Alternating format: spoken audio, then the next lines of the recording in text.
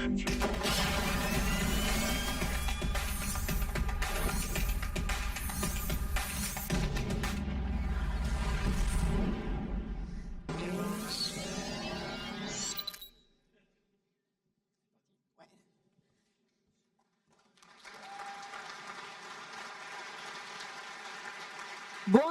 tout le monde. Bonjour, bonjour. Est-ce que vous allez bien? Pas trop. Est-ce que vous allez bien? Ah, ça oui, ça mieux. oui. Beaucoup mieux. Deuxième journée, beaucoup de choses et beaucoup de messages à faire passer avant de démarrer. Aujourd'hui, donc un nouveau format qui était déjà là hier. Donc, qui sont les nouveaux qu'on peut assister au mercredi? Allez, alors les nouveaux de la journée, les nouveaux de la journée. Ah, quand même. Allez, on va parler un petit peu des nouveautés de cette année. On commence par un deuxième étage qui est au premier. C'est logique, hein. Voilà. Donc le deuxième et le premier étage. Donc il y a beaucoup plus de pauses aussi entre conférences pour qu'on ait le temps d'aller d'une à l'autre sans courir. Espérons. On ne court pas dans les couloirs, jamais. Cette année, les applications mobiles, vous les retrouverez sur vos QR codes, sur vos badges. N'hésitez pas à les utiliser pour pouvoir justement donner les feedbacks sur les speakers. C'est toujours très apprécié des speakers. Il y a beaucoup de conférences cette année. On a plus de quasiment 250 conférences au total, tout type de sessions confondues. Donc donnez du feedback aux gens qui les présentent. Oui, l'application aussi, ça permet de suivre le remplissage des salles. C'est ça, c'est la nouveauté. Donc cette année, comme le Palais est grand, qu'on n'a pas envie que vous ayez à courir entre toutes les salles, vous avez avant chaque session un taux de remplissage des salles. Donc si vous êtes à l'autre bout du Palais et que vous voyez que la salle est pleine, c'est pas la peine de traverser en courant, ça sert strictement à rien. Donc voilà, regardez bien l'application mobile, elles vous diront à quel point les salles se remplissent vite et ça se remplit très vite. Et du coup, oui, par rapport au feedback, n'hésitez pas vraiment à mettre du feedback pour les speakers, ça fait toujours plaisir. Si vous êtes super vénère, peut-être c'est pas le moment de le faire. Parce qu'on a souvent tendance à être un peu méchant si on fait ça, donc vaut mieux pas que les feedbacks soient constructifs. Et puis ça me laisse m'enchaîner sur le fait qu'il y a un code of conduct qu'il faut suivre, qui est disponible en lecture pour tout le monde et qu'on le suive. Et si n'importe qui a un problème, les polos rouges, on est là pour ça. Bon, moi, j'ai pas le polo rouge maintenant, mais je le porte aussi, donc n'importe quel polo rouge pourra vous aider si vous avez un problème. Ça n'arrive pas souvent, mais ça pourrait arriver, donc n'hésitez pas. Dans les nouveautés cette année, pas mal de nouveaux formats, nouvelles sessions qui sont renommées, rechangées. Donc regardez bien les agendas. Cet après-midi, vous aurez une fresque du climat qui aura lieu dans la salle Terne. Donc c'est la nouvelle salle sur laquelle vous avez dû passer pour aller au vestiaire. Donc cet après-midi, pendant les heures de lab, vous avez la fresque du climat. Venez en profiter. Oui, pendant 3 heures. Donc c'est la même hauteur qu'on est là, mais en premier étage. Il y a 5 fresqueurs qui sont là pour faire la fresque du climat pendant 3 heures. Donc moi je dis c'est rien en tout cas. Et puis il y a aussi Meet Open Source Project. Oui, donc des nouveaux formats en parallèle des Tools in Action à partir de 17h. Vous avez 3 projets open source aujourd'hui, Open Rewrite, Micronaut et LangChain 4G. Si vous voulez rencontrer les équipes et les contributeurs à ces projets, si vous êtes juste utilisateur, si vous êtes contributeur vous-même, venez les rencontrer. C'est dans les salles de lab en parallèle des Tools in Action. Et vous avez aussi les mercenaires de DevOps. Je ne sais pas s'ils sont dans la salle. Nous sommes là aussi à partir de 17h ce soir. Dans une des salles, il y a un joli sticker sur la porte. Et puis ce soir, il y a quoi? Ce soir, on reçoit les BOF, donc tous les événements communautaires viennent. Pas les BOF, pas genre votre beau-frère. C'est pas ça. Pas cela. Les BOF. Les réunions de communauté. Les réunions de communauté. Donc il y a des gens externes qui n'ont pas des passes qui vont venir pour la soirée Meet and Greet. Meet and Greet sur inscription. Et donc à partir de 19h, voilà, soirée Meet and Greet avec la session Vox pour pouvoir pratiquer. Si vous êtes musicien ou juste chanteur, vous avez une belle voix, ben, venez dans l'amphi Maillot, dans la salle Maillot, vous aurez la possibilité de vous éclater pendant la session The Vox. Et puis, juste pour ceux qui n'étaient pas là, celles qui n'étaient pas là hier, bah, vous voyez bien qu'il y a bien le sous-titrage en direct. C'est une première qu'on va faire. Il y a toutes les salles sont sous-titrées en direct, donc un gros pas pour l'accessibilité de la conférence pour tout le monde. Donc bravo pour cette initiative à nouveau. Et merci voilà. Palais pour nous aider là-dessus. C'est voilà, on essaye de. Et oui, donc on va démarrer avec 2 belles keynotes ce matin. J'avais une question déjà. Est-ce que par applaudimètre, comme ils font dans les comédies de stand-up par applaudimètre, qui a déjà fait des changements de code et il a introduit des bugs en prod? Ça fait beaucoup de bruit. Ouais, ok. Par applaudimètre aussi, qui était vénère sur un morceau de code, a fait git blame et il a vu son prénom. Bienvenue au club. Voilà, par applaudimètre aussi, qui se dit une matin lors du stand-up, heureusement qu'on fait du scrum, parce que comme ça on met moins des bugs en prod. Ah ouais. Bizarre. Ok, ouais. Désolé les agilistes. Mais sinon, j'ai fait hommage à les erreurs que je fais aussi souvent avec Oops, I Did It Again et Britney ce matin, parce qu'on a Rendle qui va... Marc, Paul, Jason, Franck. On se trompe de prénom, Marc Rendle qui vient du coup nous parler des erreurs, des bugs les plus géniaux qui ont été. Du coup, Marc vient, comme ça, c'est une keynote en anglais, mais je vais lui présenter en français. Donc, tu es informaticien, tu as fondé Rendle Labs. Oui. Et tu es super marrant malgré le fait que tu fais du .NET. On t'aime, tu vois, on t'aime malgré tout, tu vois. Ah, je le comprends. Ouais. Donc, il fait du .NET, du consulting, clean code, etc. Mais aussi, tu as été, pendant une période de ta carrière, comédien professionnel et humoriste professionnel du stand-up. Oui. Donc, aujourd'hui, tu fais les deux. Aujourd'hui, tu fais du software et en plus, tu fais aussi du stand-up sur les softwares. C'est pas mal. Ça me fait rêver, en tout cas. En tout cas, aujourd'hui, tu es là, la scène est toute toi. Donc, un grand applaudissement pour Marc. Merci. Merci. Bonjour, Devox. Ça va? Oui. Avant de commencer, je dois juste m'excuser, mais je ne parle pas français. Pas un même peu. Parce que je suis anglais. Et les Anglais, nous n'apprenons pas les autres langues. Quand nous allons en vacances, nous disons quelque chose en anglais. Et si vous ne comprenez pas, nous le répétons plus fort et plus tard. Seriously, that's all my French.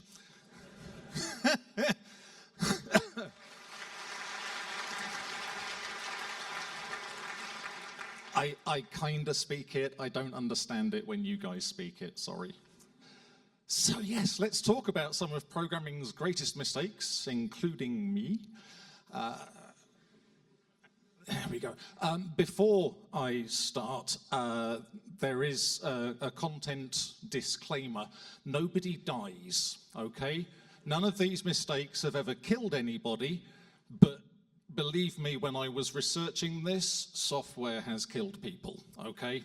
I just don't want to be talking about the Boeing 737 MAX when people are going, I've got to fly home. So we're not going to do that. It's all fairly safe. So I'm going to start. This is an example of a normal mistake that a normal person, well, me, could make. Just small, doesn't really affect that many people. I worked at a place, we had a piece of software, it saved complex database queries into files. They were called MED. The file extension was MED. This was back in the days when file names were 8.3, okay? And we released a version of the software and it corrupted the MED files that these customers had. And we're talking big, complicated, they'd taken like hours to produce. And so someone from support came to me and said, and I'm going to use feck here instead of the actual word. So if you've ever seen Father Ted, that's what they do to get away with swearing, so that's what I'm going to do. He said, and I quote, "The med files are fecked, and we need you to do something to fix them." And I went, "You want me to write an unfecker for the med files?" And he said, "Yes." I was young. You may notice that unfecker has 8 characters. And so I went into Visual Basic 6 and I started a new project and I called it unfecker. And it popped up a message file open dialog box, and the title said choose file to unfeck. And then it displayed a progress dialog saying unfucking med file. And then when it had finished, it showed a message box saying the med file has been successfully unfecked. And I thought I'll send him this one because he'll find it funny, and then I'll change it and we'll just change it to fixed. And then I didn't hear back for a few days, and then I got called into the managing director's office because apparently Chris had not actually tested or indeed looked at the name of the file. He just sent it to the customer. Like I say, I was young. Fortunately, I'm awesome, so I didn't get fired. But I probably should have been. But that's the kind of mistake that we make. They don't really cause huge problems. And then there are the big mistakes, and some of them are justifiable. So who here was working in software in the 90s? Yeah, a few of you. It goes down every time I do this talk. There's going to be just me in a bit.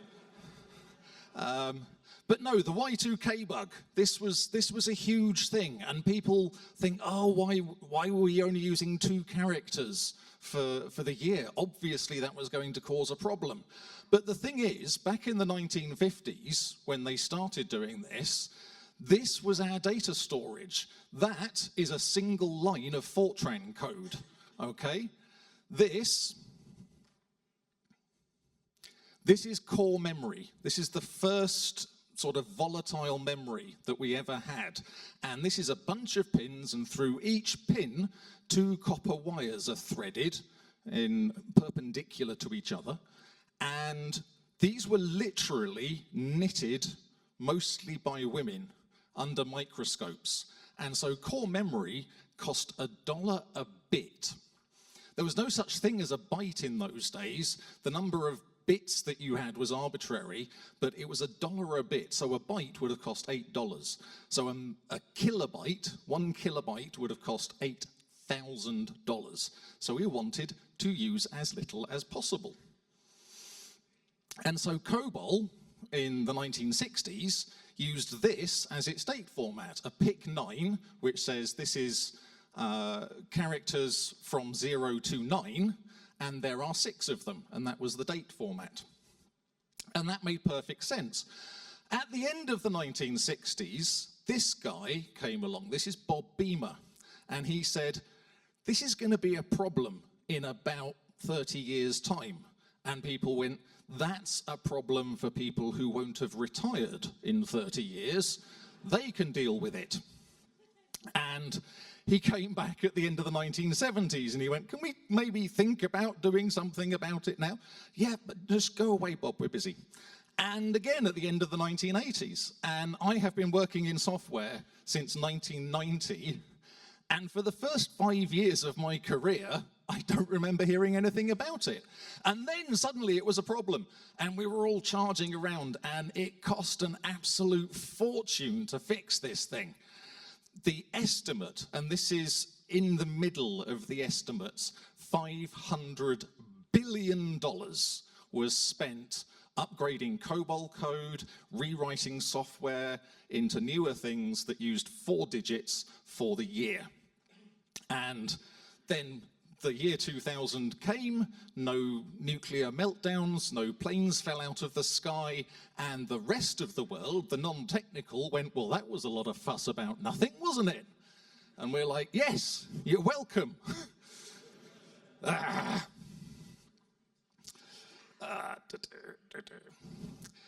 But we haven't learned. You would think that we would have learned from that. But no, there was the Y2K22 bug just a couple of years ago where, for some reason, somebody at Microsoft who worked on Exchange had decided they were going to take the date in kind of YYYYMMDD format with an extra bit on the end, and then they were going to try and convert that to a long. And you can't, because a long, as far as Exchange is concerned, is a 32-bit integer, and as soon as you go to 22 at the start, it overflows and you can't store it. So Exchange went down across the world for a few days at the start of 2022. There's the Y2K38, or the apocalypse, as they call it, where Unix, which uses a 32-bit signed integer for the time_t, that's going to overflow. I mean, that's been dealt with, not by going to a 64-bit integer, just with hacks. There's my favorite, though, the Kennel Club in England, in the UK. And I saw this on Matt Parker's Stand-Up Maths on YouTube.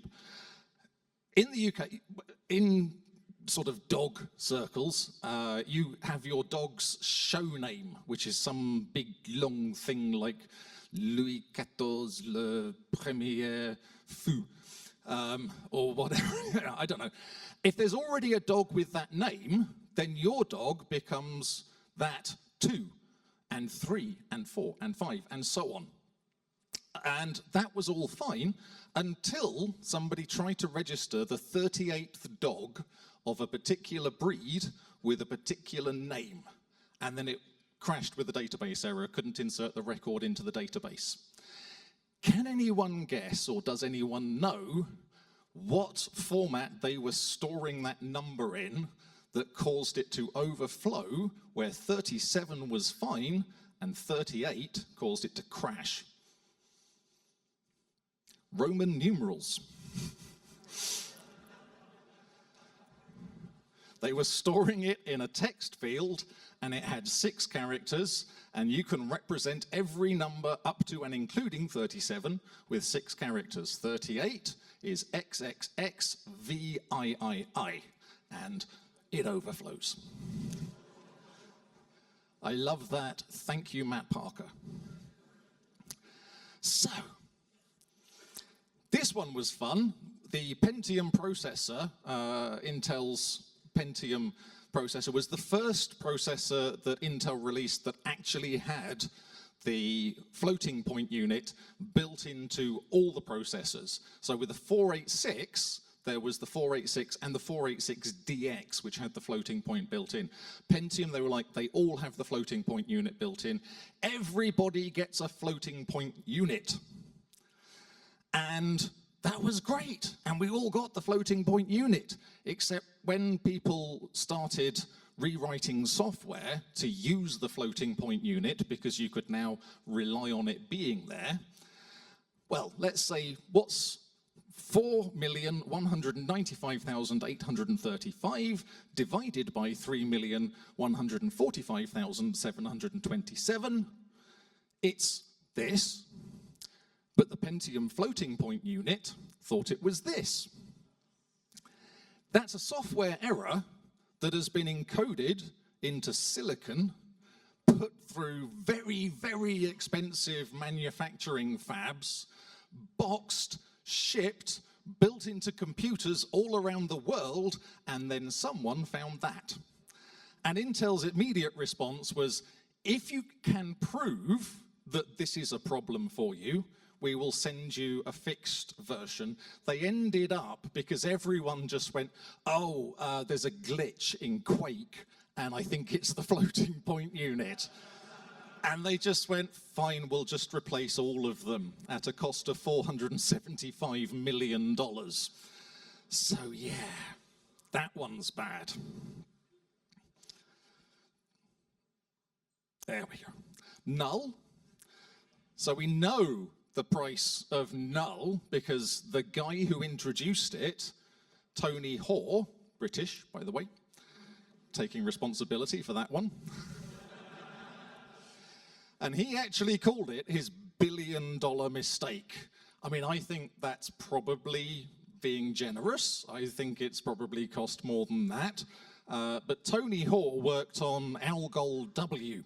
And Algol W was the first programming language that introduced the concept of records, of values that could be grouped together. And so these had to be allocated on a heap, and that meant you needed a reference to them, and it was possible that you didn't have a reference. So if you had a reference, you see here this person record has a reference to another person record for both father, mother, youngest offspring, and elder sibling. And if you don't have any offspring, or you are the eldest sibling, then you need no value there. And so he said, well, we'll just call it null. And yeah, $1 billion. The thing is, people go, oh, well, there are things you can do. You can have option types or maybe types, like functional programming and strongly typed languages have these things. But actually, you know, even in Rust, I can ignore the fact that it's an option type. I can just go, I know there's going to be something there, carry on, and the Rust program will panic. There's really the only way around this is discipline and compiler warnings and that sort of thing like we get in Java and .NET these days. But it still makes its way through. Okay, and then there's these. These are my favorite. Bugs in space. You write some software, you put it on a rocket, and you fire it off into space. And that's it. You can't fix that now, although they are still fixing bugs on Voyager, which is, it's a long way away. I don't know how far. It's like billions, hundreds of billions of kilometers away. But yes, in space, no one can set a breakpoint.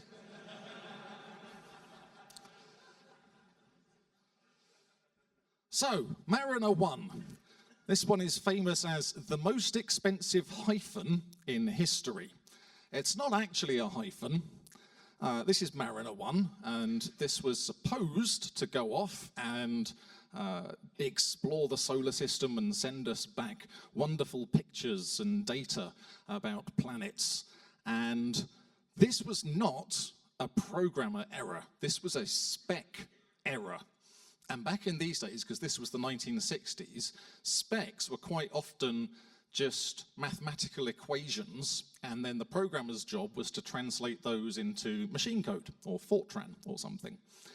So on the left here, we have an R with a line over the top of it, and on the right, we just have R. The line over the top means smoothed over time. So if you've got values that are going up and down like this, like you would get on a rocket that's vibrating as it tries to break the grip of Earth's gravity, then what the hyphen does is it makes it more like this, and everything's fine. But they forgot the hyphen in the spec, and the programmer faithfully encoded what they had put in the spec, and when Mariner took off, it went, I'm blowing up, I'm blowing up, I'm blowing up, I'm going to explode. And so NASA pressed the button that made it explode. If they hadn't pressed the button, it would have been fine. Once it had got out of Earth's atmosphere, max Q, it would have been fine. But no, it said it was going to blow up, so they blew it up, and that was only $18 million, but in the 1960s, when that was a lot of money, rather than enough to buy a Starbucks.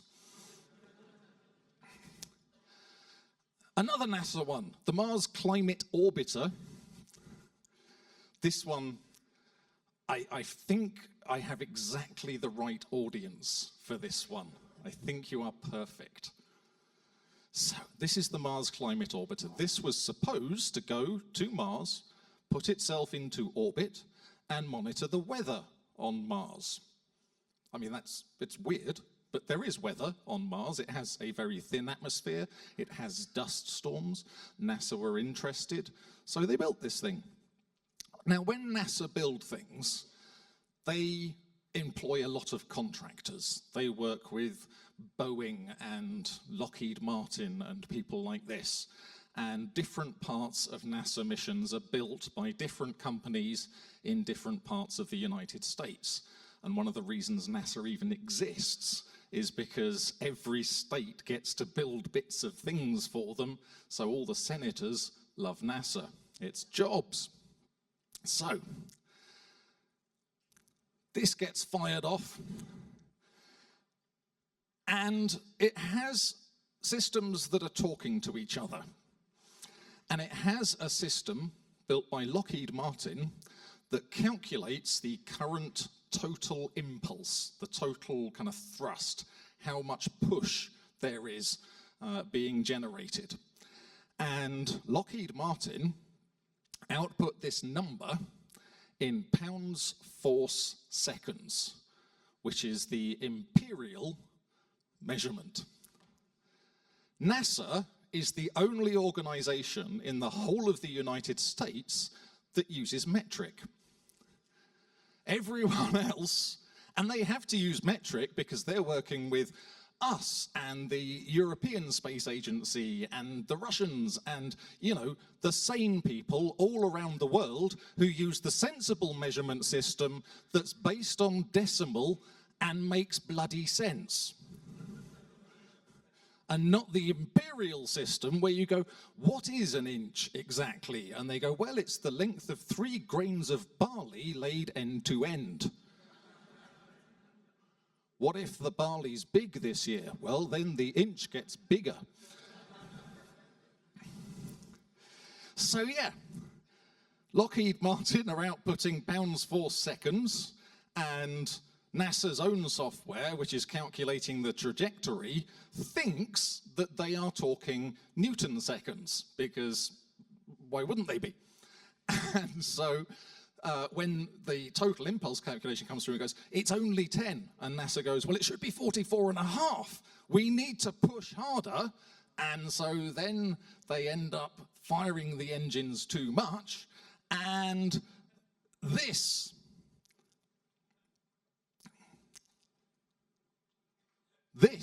happened. I don't know why I had so many slides reiterating that point, but yeah, this is what happened. The planned trajectory should have put it into orbit around 226 kilometers. It actually went into orbit at 57 kilometers. Guess what the ratio between those two trajectories is? Yep, that's right. It's the same as the one between pounds force seconds and Newton seconds. And the Mars Climate Orbiter went pew.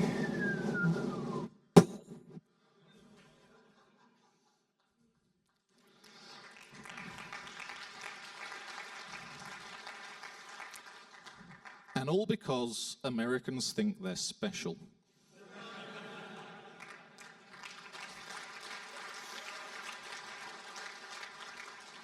Because I worked it out. This is the only reason, this is the only possible reason why the Americans would still insist on using imperial measurements. Also, their weird date format that nobody else in the world uses.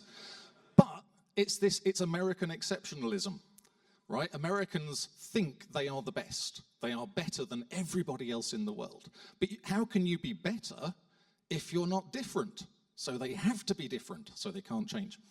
Love you, Americans. Please vote for Biden.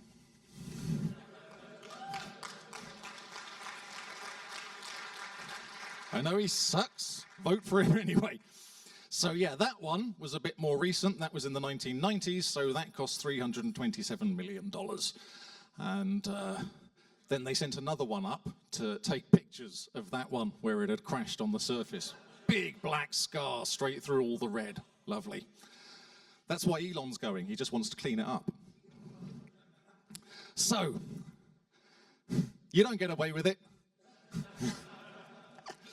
Ah, yes, Ariane 5. I can do. I can be smug because I can guarantee you that a British rocket has never exploded.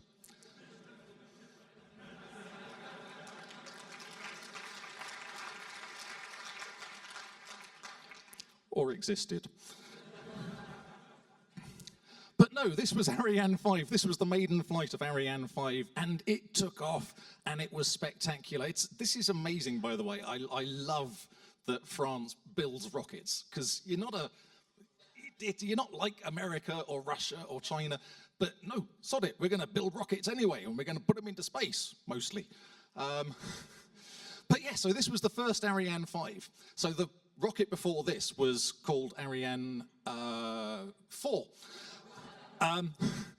And so they had a bunch of code that they used for Ariane 4, and they had a bunch of code that they needed for Ariane 5, and so of course they copied and pasted the code across, except there was the Ariane 4 code was 16-bit because it was running on 16-bit processors, and the Ariane 5 code was 64-bit because there'd been a big gap and now we had 64-bit processors. And so that is what happens when you try and put a 64-bit number into a 16-bit address. That is what happens when you copy and paste. Don't do it. Don't do it from your own old code.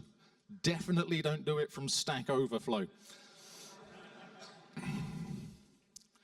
And come on. So yes, that apparently cost $500 million. So ouch.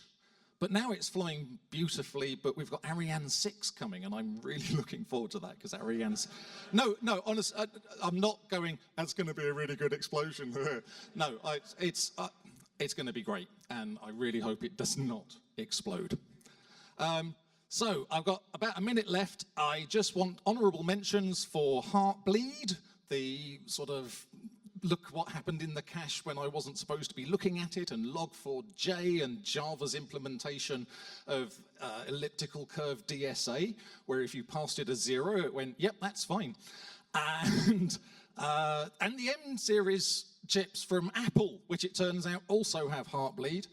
But just want to mention this guy very quickly. This is Stanislav Petrov. Stanislav Petrov was a lieutenant colonel in the Russian army. He received a warning from the Russians' early warning system, missile defense system, and it said 5 ICBMs are inbound and are going to hit the USSR. Respond. And he went, no, I don't think that's right. I'm not going to launch nuclear missiles and cause the end of the world. And so he didn't, and he turned out it was right, and it was just the sun glinting off the clouds that had triggered the Russian missile warning system. And so the lesson from that, well, the two lessons from that is, one, don't trust computers, and two, not all Russians are dicks.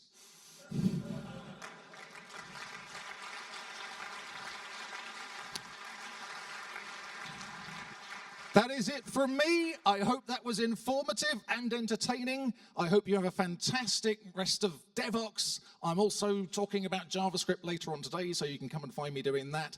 I will hand you back to whoever's going to come up here and take this microphone off me. Thank you. Goodbye. Au revoir.